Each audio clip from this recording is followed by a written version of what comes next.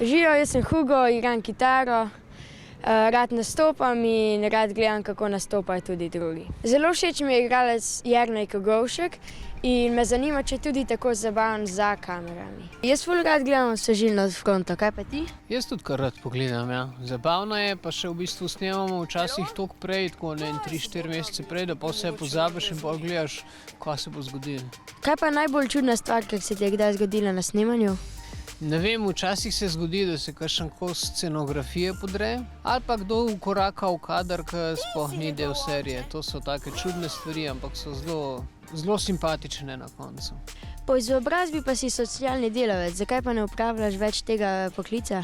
Ne vem, igra me je povozila, veš, pa sem pa zmeri več vlog dobil, pa sem pol nekako rajši ostal v tem. To me bolj zanima. Kako si pa ti izmisliš šalo?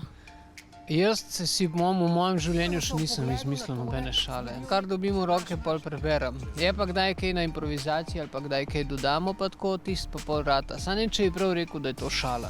Moje taborniško ime je Boss, tvoje skavtsko pa Zabavni sokol. A to pomeni, da si v družbi vedno zabaven? Ja, kot zgleda, kaj, ne vem. Kaj pa narediš, če poveš šalo in v dvorani zastane smrtna tišina?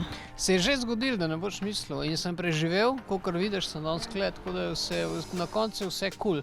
Nič ne naredim, delam se, kot da ni bilo in grem naprej in se pol doma jokam. Kaj bi pa svetoval nekomu, ki bi želel postati igralec? Da ne prebere čim več knjig, da ne gleda čim več dobrih filmov, dobrih serij, ali pa gre na set, pa je kakšen statist na začetku, pa take stvari. Jernej je zelo zabaven, zna biti pa tudi resen. Jaz bom gledal Svežilno fronto, vi jo pa dejte tudi. Adijo!